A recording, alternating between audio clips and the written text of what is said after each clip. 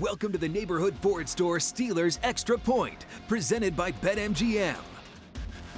Good evening, everyone. And oh boy, if you are a heart patient, if you have heart palpitations, you better call your doctor. If you don't, you probably do now. After that finish in Heinz Field, man, Baltimore went for the dagger at the very end. The Steelers got, I thought, too much prevent defense. They gave up a touchdown, but Watt's pressure denies them a two-point conversion. Bob Pompeani, Chris Hoke, Bro 76, we're here. Wow. Always passionate, always emotional. What a game. What a win. And now the Steelers are right back in the thickest. First of all, are you surprised Harbaugh decided to go for two? I am, but also on the same vein, I'm not, because John Harbaugh would love nothing more than put a dagger in the Steelers and bury him for the playoffs and bury him for any hope of doing anything this season. And that's why I went for it. I remember playing against John Harbaugh when I was playing, and he did a couple things on extra points and went for fake just to bury us in those games. That's part of his DNA as a coach, and he would want nothing more than do that to the Steelers. What about Ben Roethlisberger? Fourth quarter, magnificent. It seemed to me like he took control of the play calling. I'm not so sure how that breaks down. We'll probably never know. But Ben Roethlisberger knows how to win games like this against the Baltimore Ravens. And boy, the play call, the execution of the Deontay Johnson touchdown, the first one, and then after that, just really good play call, real good execution all the way through in that fourth quarter. Yeah. 17 fourth quarter points. 17 fourth quarter points. Let me say, I don't know who started calling the plays. I still think it's still the coach calling the plays. But here's the reality. They went with the running game. They were committed to the running game. They stuck with it, and you started to see success. Even Benny Snell got in and got a 9-yard run, Bob. And that's what I've been trying to say all year is run the ball, be committed to it, and you'll see it. Maybe in the first quarter you won't have as much success. Second quarter you won't. But third and fourth, you'll start to wear on a team, and you'll see what happened here in the fourth quarter. You start to move the ball and score points. You and I both, we were talking about run the game. I got to give a special shout-out before I forget to John LeGlue, who came in there, and I thought he made some pretty good plays on that offensive line. We need to take a break. When we come back, you're going to hear from Mike Tomlin, player reaction. We're going to take your calls. We're going to do it all coming up on a special Steelers edition of the Ireland Contracting Nightly Sports Call. 17 fourth quarter points. Steelers win 20-19. We're back in a flash.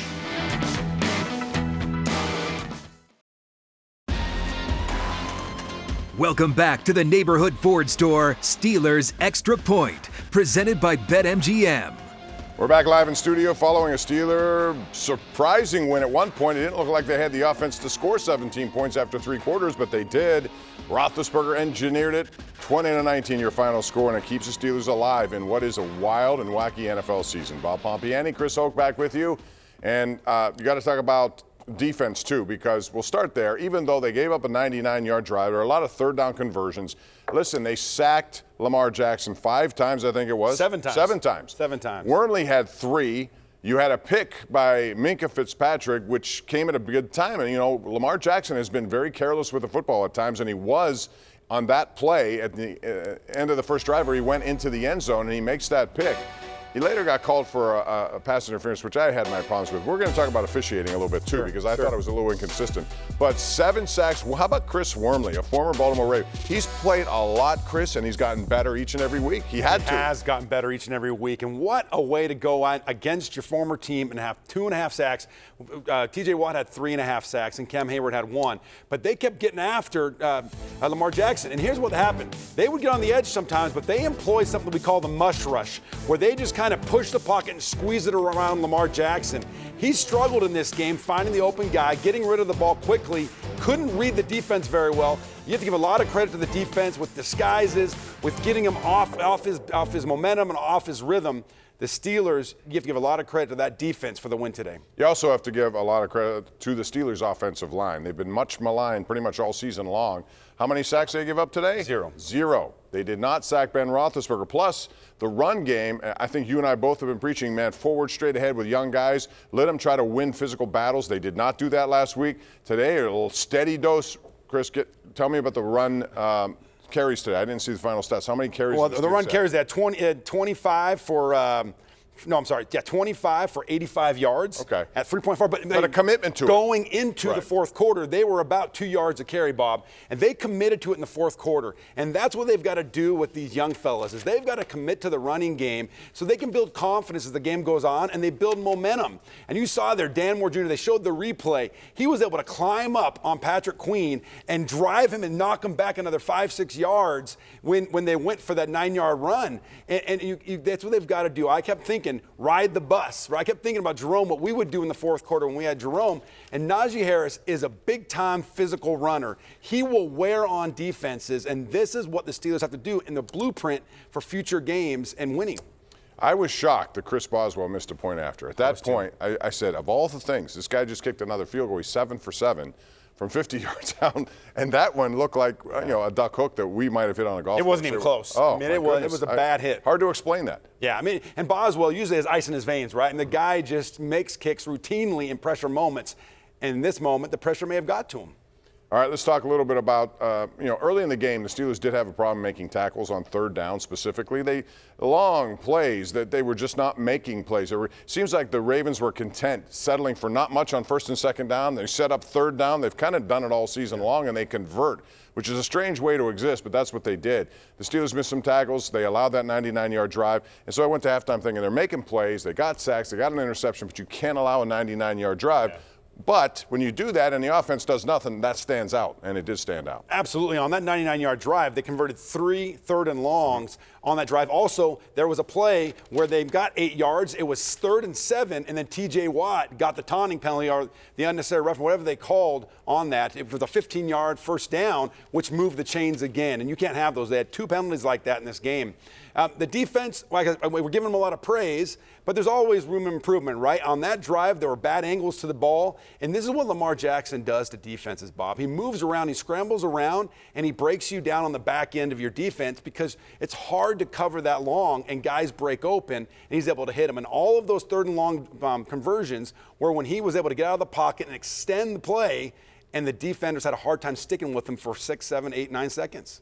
T.J. Watt, can't say enough about him, or Heyward, who was sick for the last couple of days. He got in there enough. There was a couple of plays where Heyward just interrupted pass zones by hustling and denied a first down opportunity with a pass for Lamar Jackson. I think he was, again, such a leader in that regard. And Highsmith played very well, too. He got some pressure, too. What about Al Villanueva? We saw him back. At the end, he got called for a penalty. But that was the only bad play I saw. I thought he played pretty well on that left side of their offensive line. Let's talk about T.J. Watt for a minute. I mean, we know on that last play, that 2-point conversion, he forced that throw. He wasn't allowing Lamar Jackson to step into the ball. He made him throw it early. And that was just really the epitome of what he did all day long. He was pressuring Lamar Jackson. He had 3.5 sacks. He had multiple tackles for a loss and disrupting the flow of that Ravens offense. Coming back last week, we're only on 2 assisted tackles, no pressures on the quarterback.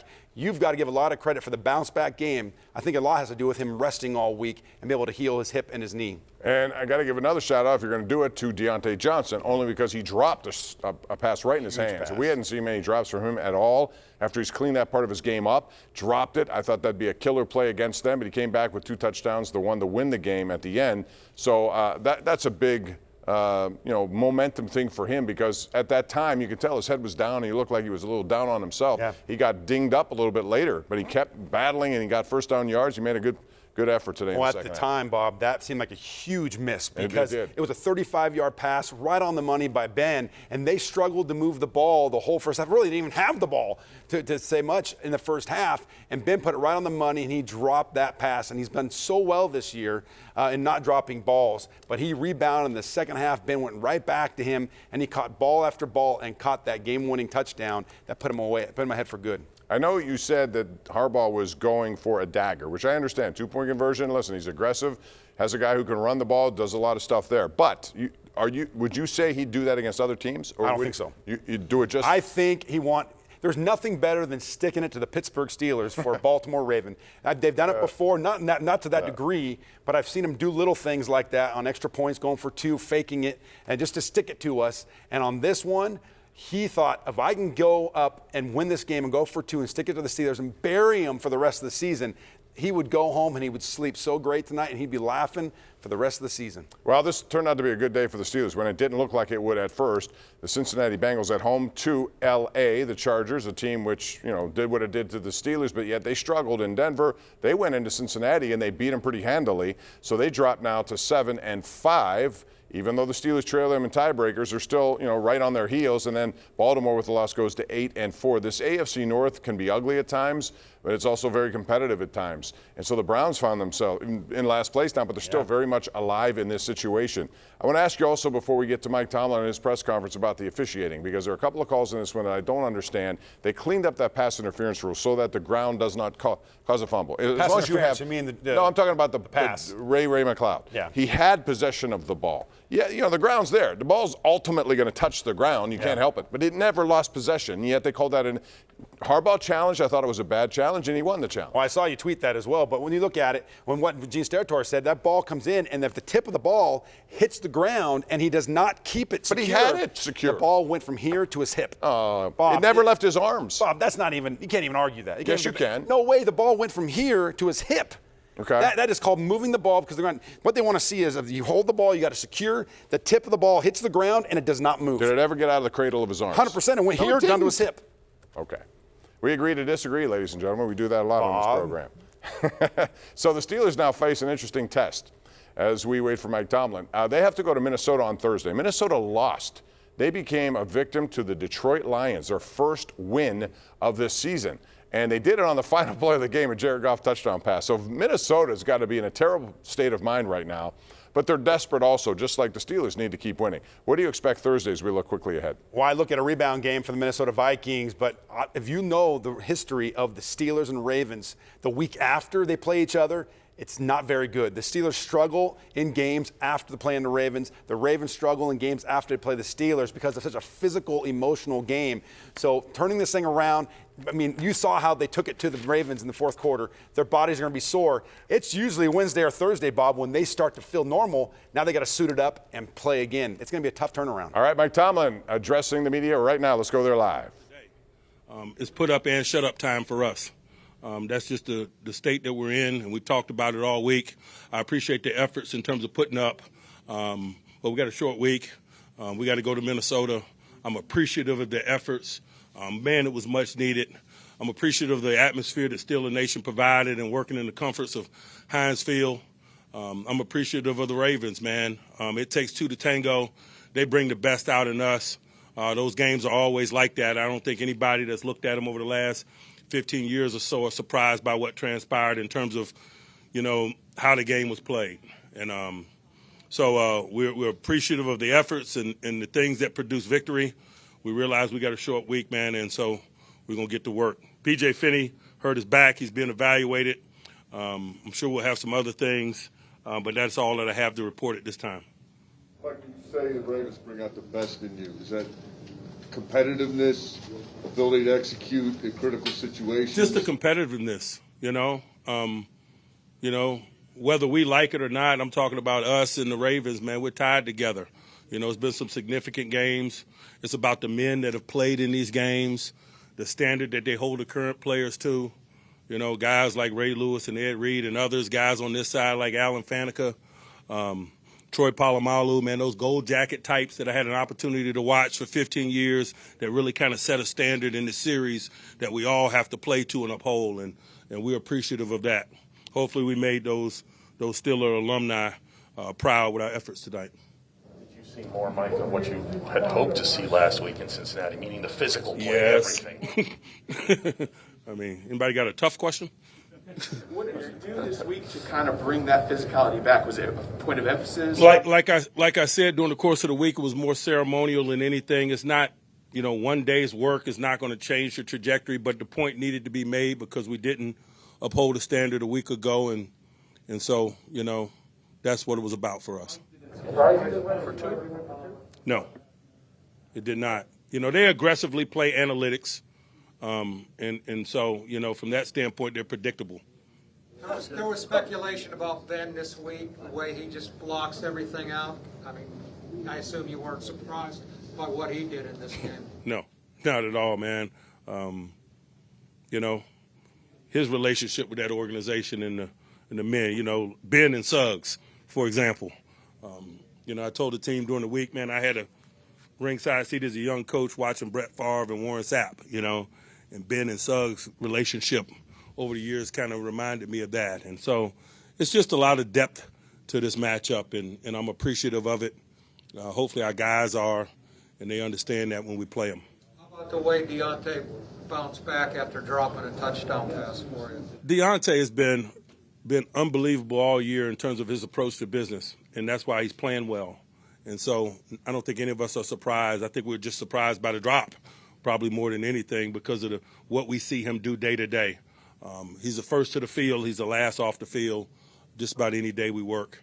Mike, you had 7 sacks in the game. You held Lamar to 55 yards rushing in the game. What was the key to keeping him in check with such an elusive quarterback? Live every down, man. That guy is an unbelievable challenge, man. We were fortunate to do what it is you said we did. Based on the way TJ played today, is he going to practice ever again? Yes, and there won't be music either.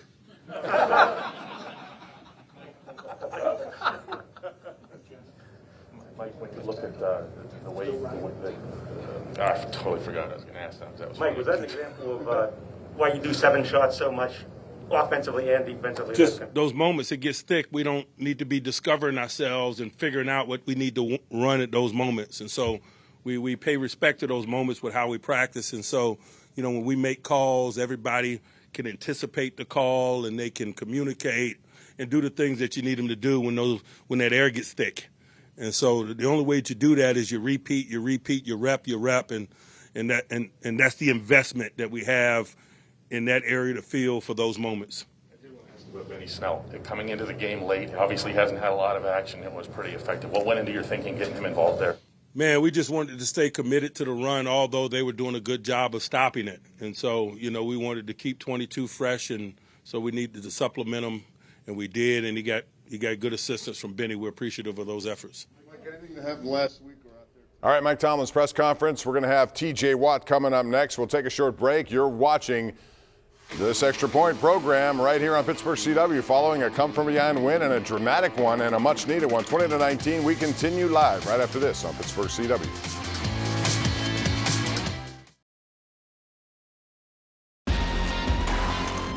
Welcome back to the Neighborhood Ford Store Steelers Extra Point, presented by BetMGM. All right, welcome back as we continue. Updated standings now. The Ravens had a chance to get to 9-3, and they instead are now 8-4, and within striking distance are the Bengals at 7-5, but the Steelers also right there with some big games coming up head-to-head, 6-5-1. The Browns are 6-6, and they had their bye week. Interesting, John Harbaugh afterwards talked about the two-point conversion. He said he did it mostly because he was running out of cornerbacks on defense, which would go against your theory. What is he going to say? I went out there to put a dagger in the Steelers' back? I'm just saying that was what he said. Yeah, no, I know he would say that, but he's never say that he wanted to bear the Steelers. All right, we have Cam Heyward now, number 97, who always gives his all. He's live over there at the postgame. It's a team effort. It took a lot out of us, and we got to rest up because we got to go to Minnesota next. Happy with how the defensive line? Happy with how your defensive line rose to the challenge? My defensive line was awesome today. I can't say enough about what Mon Adams did coming in on short notice. No, his nickname's Mon, but, to come in on such a short notice and play in a Baltimore Ravens game and play the way he did was pretty special. How about Chris Wormley today? I'm just proud of that dude. They traded him. He made him pay.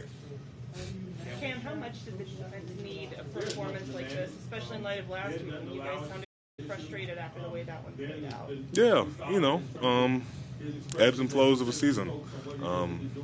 We got challenged last week. We didn't answer the call. This week we did. What a big play by Minka to start the game off and get a pick in the end zone. TJ had a lot of sacks. Wormley had a lot of sacks. I thought Devin played downhill for the most part. It was just a collective, approach. Guys ran to the ball hard, and it was a nitty-gritty game. We needed every play, and our offense came through at that. You got the 7 sacks, and it looked like some of the plays you weren't even pass rushing, almost to stay in your lane to keep him from scrambling. Was that part of the Well, Lamar's just he's a great talent. You know, he's going to stress you out. You know, sometimes when you're the guy that gets the double, you know, you got to be more cognizant of the rush. The one-on-one's got to win, and then you got to do the cleanup. Cam, were you surprised they went for 2? I was a little surprised because I ran off the field to begin with. But man, we called a timeout, bought me an extra couple of seconds. At first I thought he scored because he like had it in his hand and then he dropped it. But man, you know, it's just, you know, 1 or 2 plays that go your way, and you know, luckily we got the touchdown to keep them from, you know, using their great kicker they got, just go down the field. But man, our guys just kept fighting. Was it pretty? No. But you know, when those games come down to little things, that's the prettiest. That's the beauty of this game. The 7 shots you guys do all the time, does that come in handy when the game's on the line? Yeah. You know, even though we gave it the touchdown, you know, guys just kept battling. And, you know, in these games, comes down to just sometimes the ball falling your way and sometimes the execution. Cam, obviously the points were important, but just the length of drives after you guys have been on the field a lot the first 3 quarters, how key was that in the fourth quarter for you guys to get an opportunity to rest? Yeah, because our offense was having a lot of success. I thought, you know, to get off quick, give the ball back to our offense was huge because they were just draining them a little bit. You know, as a defense, we know if we can get off the field quick, that's a good sign for us. Can you describe what this game, what this win does for you guys, especially? It's another W in our column, and you know, puts us in the hunt. We got a lot more work to do. You know, we'll feel good about ourselves tonight, but shut it off after this and get ready for Minnesota. Cam, I don't know if you saw the report. All right, that's Cam Heyward. When we come back, we're going to hear from Ben Roethlisberger, T.J. Watt, and even Chris Wormley if we have time. He had a career day against his former team. 2019, your final score of the Steelers. Man, what a win for them. Much needed. After last week, they go to 6-5-1. We're back after this. Welcome back to the Neighborhood Ford Store Steelers Extra Point, presented by BetMGM. All right, we're back with more, and we take a look at the JP Roofing stats, the final stats, and Chris, break them down. I mean, you look at time of possession early in this game was certainly ugly. I think the Steelers had only 6 offensive plays in the first 22 minutes of this game. Yeah. Until that last drive of the first half. What stands out to me, the time of possession, and really that's the third down conversions the Baltimore Ravens had. But then the fourth quarter, that would have looked much worse, the time of possession, if they didn't have those long drives and 17 points. Also, look at more balance, Bob. 25 runs, 31 passes. The Steelers are at their best when they are a balanced offense and they don't go largely to one side, particularly in the passing game. And, you know, by my calculations now, say what you want about Ben Roethlisberger, but in the biggest moments of this season, he's come up big. That's 5 game-winning drives that he's engineered in these wins this year. So, and he was again today in the fourth quarter. All right, T.J. Watt will practice again, but with no music. Here's T.J. after the game. I don't know. I'm not going to go into details about how I had to rush, but just whenever you're going after him and there's no one in between you, you kind of have to be very careful with how you approach him. When he's going backwards, you can be a little bit more aggressive, but he can make you look silly real quick, so you got to be careful. How much were you able to communicate with the coaching staff this week? You guys did some different things out there with personnel and things of that nature. Were you able to stay up on all that? Yeah, I think last year was a huge help for us, just hopping on Zoom and having all the meetings online ready for me to view, so it wasn't a crazy transition or anything like that. I was in tune with all the meetings all week, and it was just a matter of staying in shape. How much did the defense need a win like this? Oh, we need any win. It's a National Football League. They're tough to get every single week. Did you have any symptoms, or did you just test positive? Minor symptoms in the beginning of the week, but they went away pretty quickly. Was So a normal test you had to do? Yeah. Along the same lines after last week, you called the performance embarrassing to come back in a game like this against that team. What's It's momentum, and we just have to keep watching the film no matter how we play, and that's the thing. Keep learning from it. We have a really short turnaround. We need to keep stacking wins, and we can't get satisfied with where we're at because there's still a long way to go for us. Along those lines, you kind of always talk about, as a defense, you want to be out on the field making the final play of the game. What was it like for you guys to be able to do that tonight definitively against the top team in the UFC? Absolutely exhausting is how it felt. Absolutely out of breath towards the end there. We have a great rotation, though, of guys that can go in. And Minka kept saying all game, just keep him in the pocket and we can handle him in the back end. Just really happy with how we played with our backs all the way up against the wall all day, and especially towards the end there, came down all the way to the wire. TJ, to that point, what was the key to the pressure you guys were able to get on the ball? Just trying to stay as sound as we possibly can and not being selfish and getting behind the quarterback. It sucks to have to bull rush all game long, but against a guy like this, you have to be very smart with your rush lanes and stuff like that. So it was definitely a challenge for us, but I feel like we stepped up relatively good.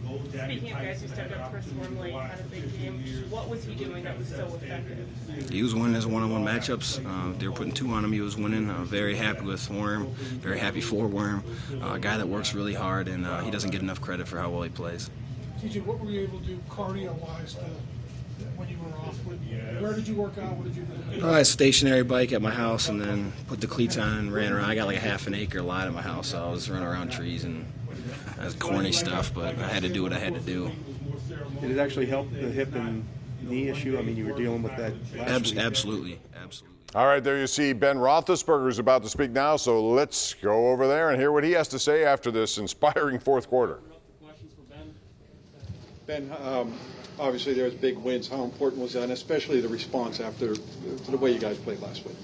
Huge win. Anytime you play that team, that rivalry, that it's a battle, and that's what that game is. I mean, that was kind of the perfect Ravens-Steelers game, if you will. And so, huge win for us, especially at home against that team. Like you said, especially after last week. Great bounce back by everybody. Just so proud of everybody. I'm hoping you can speak to either the accuracy or the relevance of the report that says that you've told everybody that you're going to be done after this year. Well, I haven't told everybody that. Honestly, we just got done with this game. I'm exhausted, and we play in a couple hours, it feels like. And so that's my focus. My focus is on Minnesota and what we have to do to get ready. I'll address any of that stuff after the season. I've always been a one game at a time, one season at a time person, and I'm going to stay that way. Ben, you talked about approach. Is it hard to do the one game at a time and not think about this might be the last? I've been doing it for a long time. I've enjoyed this game and this game specifically, and winning at home in front of our fans. It's awesome. Ben, you talk about bounce back. How about Deontay today? Drops the touchdown pass and then caught everything. Yeah, he's that's what I talked about before the game. I said, I kind of told the guys without going into great detail, you can go against teams sometimes that are better than you or equal to you in terms of skill. What's going to separate you is your heart. And I think tonight we had guys that showed a lot of heart. He's one. You drop that ball and then he comes back and makes a bunch of tough catches, a bunch of physical type plays, running for extra yards. And I'll speak on him, but other guys too. I mean, Leglue comes in and at left guard early in the game, and steps up and does some amazing things. I mean, we have to run the ball on that last drive a bunch, and I mean we threw it, but we had to run the ball. And Benny Snell comes in and makes some big runs. I told Naj, going to the last drive, I think, or the second to last one, that he's going to enjoy this rivalry for a long time, and it's his opportunity now to set his mark, the physicality of what it means, and I thought he did amazing. So everyone stepped up and made a play today, and that's what makes me the most proud of this group. Ham said you got the game ball, and I'm sure you've got many over the years. Is this one any special? Yeah, kind of caught me off guard. I don't think that I deserve it. I think a lot of guys deserve it, and we deserve it as a group. But it's always humbling when you play this team at home, and coach recognizes you like that. So it's kind of cool. And how much no huddle? 2 minute, which you did. How much is that you? Is it partly Matt? And do you think that's where you play your best? It was, there was some of it today. Some of it's just him kind of calling the play in my ear and us not huddling, and so I think that he called it a really, really good game today. Some of the plays down the stretch were I was even surprised when he called, the naked and then some of the other plays. But I thought he did a great job.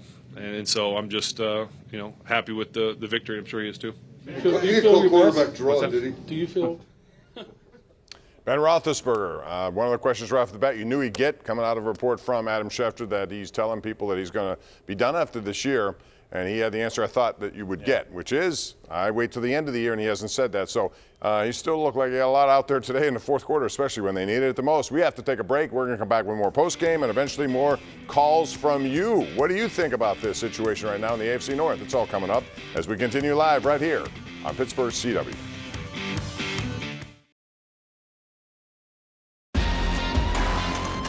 Welcome back to the Neighborhood Ford Store Steelers Extra Point, presented by BetMGM.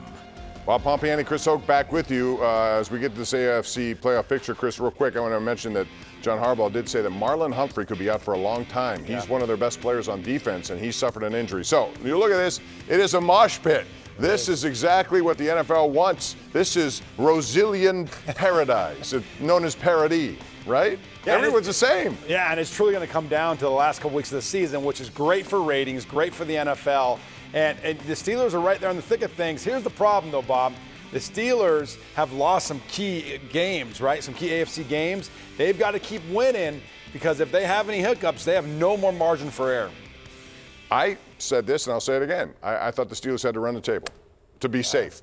Yeah. Do you? And that includes win today and win the rest of them. There's 5 weeks left. I think if they lose more than one game, they're going to have a tough time getting the playoffs. That's where it is right now, but there's a lot of football yet to be played. Chris Wormley had almost a hat trick. They actually gave a half sack to T.J. Watt, but 2.5 sacks against his former team. He had to feel great about that. Here's his press conference after the game. I think no matter what the week is or who we're playing, I want to perform well, but it's extra special when you do it against a team that traded you away. Given the way you guys finished the game and the team that you're playing, is this kind of a turning point for this team, you think, down the stretch? Did this maybe give you guys some kind of boost or momentum?